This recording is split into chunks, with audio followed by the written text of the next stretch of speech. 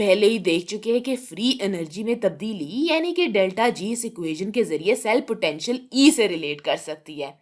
Standard हालात में ये फ्री एनर्जी की स्टैंडर्ड तब्दीली होगी, लिहाजा ये हो जाएगा डेल्टा जी नॉट, जो कि बिल्कुल ठीक है। इसी इक्वेशन के जरिए सेल पोटेंशियल ई जीरो से रिलेट करता है। यहाँ ये इक्वेशन थर्मोडायनामिक्स से आई है और हम इसमें डेल्टा जी और डेल्टा जी जीरो की जगह इसकी वैल्यू लिखेंगे, लिहाजा हम इसे डेल्टा जी की जगह लिख देंगे और हम इसे डेल्टा जी नॉट की जगह लिख देंगे।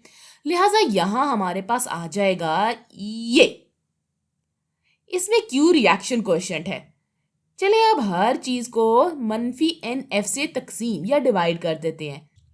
तो हम यहाँ हर चीज को मनफी एन एफ से तकसीम करने जा रहे हैं।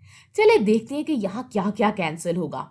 तो ये सब कैंसिल हो जाएंगे, ये सब भी कैंसिल हो जाएंगे और इससे हमें यहाँ नर्स्ट इक्वेशन मिल जाएगी।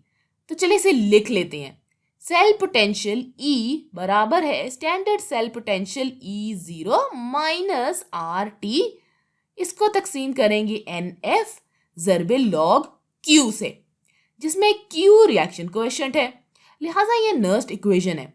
हम इस वीडियो के आखिर में इस बारे में मजीद बात करेंगे कि नर्स्ट इक्वेशन क्यों इतनी अहम है। अभी आए नर्स्ट इक्वेशन की एक दूसरी शक्ल देखते हैं।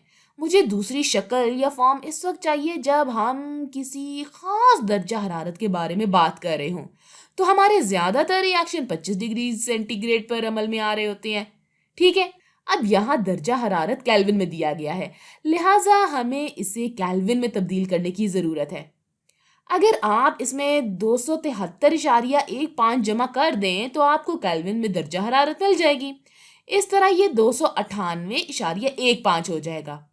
अब हम क्या करने जा रहे हैं कि हम नर्स्ट इक्वेशन की एक मुख्तलिफ शक्ल लिखने के लिए आर टी तकसीम एफ इसको हल करेंगे और इसकी जगह इसकी वैल्यू लिख देंगे। तो यहाँ ये दर्जा हरारत 298.15 केल्विन है।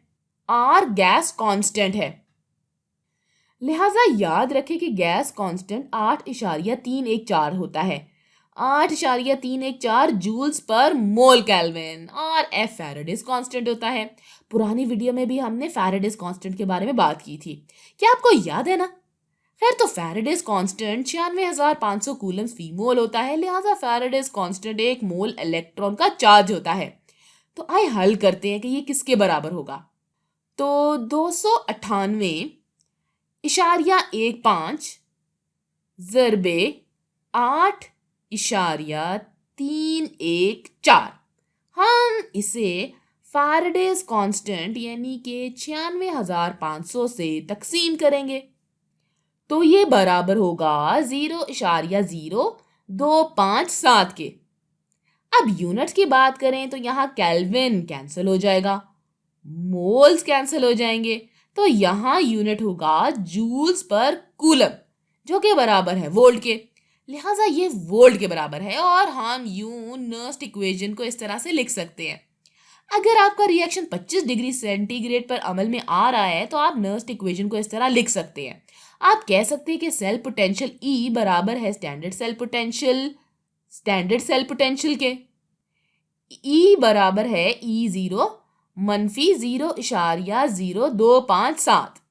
हमारे पास अब भी n मौजूद है। याद रखें n मोल्स की तादाद होती है, n इलेक्ट्रॉन के मोल्स की वो तादाद होती है जो कि आपके रिडॉक्स रिएक्शन में मुंतकिल होते हैं, लिहाजा हम यहाँ n लिख देंगे और हमारे पास अब भी q का लॉग मौजूद है यानी कि रिएक्शन कोएफिशिएंट।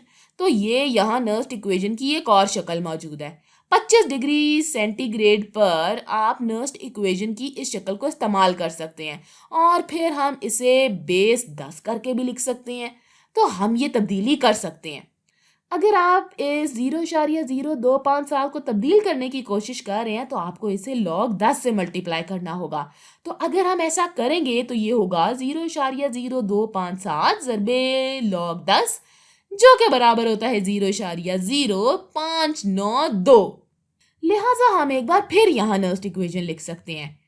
E बराबर होगा E zero minus 0.0592 volt over n।